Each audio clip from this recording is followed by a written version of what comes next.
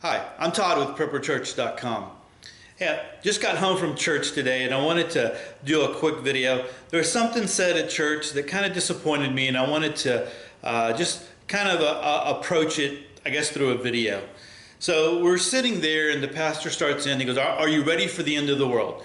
And of course, my ears perk up a little bit. What is he going to talk about? Is he talking about prophecy? Is he talking about end times? And so he said, that the end of the world is going to end on September 23rd, right? Don't you? And you could start to hear the sarcasm in his voice. And he starts going on and on. And he talks a little bit about the blood moons. And again, there's some sarcasm there. He talked a little bit about the super collider in Switzerland, put on by CERN. And he's talking about, the sarcasm there, that they're supposedly on September 23rd are going to open up a hole that's going to, the Nephilim are going to, come and take over the world. Now, I thought it was interesting that he didn't share that, I'll say this, he's probably saw some video or he read some article online that touched on some of these things. One of the things he didn't discuss is that at the CERN headquarters in Switzerland, they have a statue of the goddess Shiva, who is one of the Hindu gods in their trinity. She's the god of destruction and the god of transformation. So why would a company that's putting up a lot of money for this big invention, why would they, instead of having something positive or something, hey, we're doing something, that symbolizes the good of man or whatever, why would they have on their property a statue of the goddess of destruction and transformation? That's just kind of eerie to me. Now, I'm not saying that they are going to pull off what they're going to pull off, or even what they're trying to do is to open up some kind of wormhole or anything like that. What I'm saying is it kind of shows that there's some weirdness there. You know what I'm saying? So he went on, he talked about, getting your bunker, your cave, going to a cave, going to Sam's and getting a lot of food. And he did say, all of that stuff, but then you should be waiting, you should be helping other people come to Christ. Now, I do agree with that. We should be ministering to other people to come to Christ. But the thing, I guess, that really, really bothered me is the way that he talked about preparedness. And he talked about preparedness in a very negative way. He talked about preparedness as just something that the kooky people did. Of course, when he's saying all these things, everyone's laughing. Everyone's, he's getting a laugh through all of this stuff.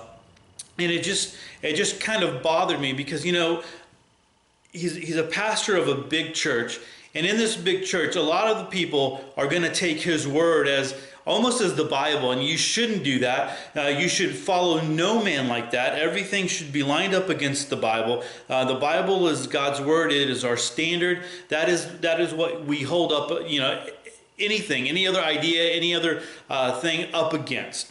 So you should be doing that. But there are some people that are going to listen to that, and they're going to say, you know what, there's no need for us to prepare. And so I want to deal with two things really quick here. And I think I've already dealt with them before in some other videos. The first thing is this. As Christians, we do not prepare for the return of Jesus Christ. That is not what we prepare for. We don't prepare for the end of the world as the end of the world. If Jesus is coming, I don't care about food and water and medical supplies. I don't care about gear. I don't care if I have my bug out bag with me or not.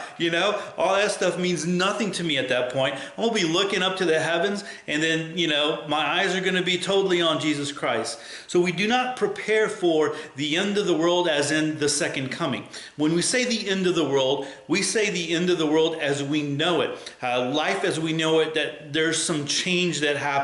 And whether that is a short-term change, something like a hurricane comes in and destroys your home, and that's the end of your world as you know it at that time. Or there's something long-term.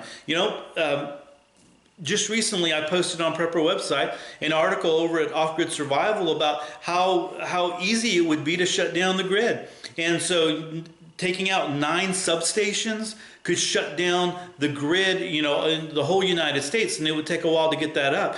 And so, people don't really think about that. And these substations that are not guarded, I mean, banks are guarded better than our electrical grid.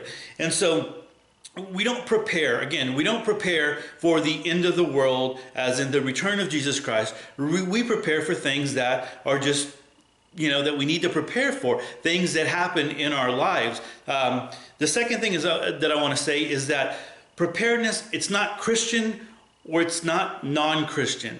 It is just preparedness. It is just good, smart thinking, common sense, things that our ancestors did, and it was just, automatic. They prepared for the wintertime. They prepared when they weren't going to have a lot of money. They prepared, for those kinds of things. And so that's one thing or two things that I wanted to kind of point out there today.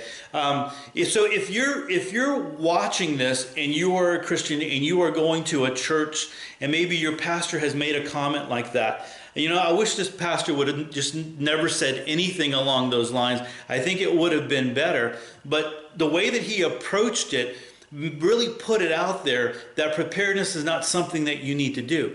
So again, if you are going to a church and maybe your pastor has said something negative along those lines, or maybe they haven't said something negative, maybe you need to send this to them, because as a leader, if you come across negative on preparedness and your people do not prepare because of the things that you have said, then you're going to be a little responsible for that, So I want to put that out there. So if you're watching this and you can send this to your pastor, please do so. And the pastors, if you see this and you love to talk a little bit about preparedness, I'd love to be able to talk with you. You can send me an email and talk a little bit about it. But preparedness is just common sense. It's not we're preparing for the end of the world.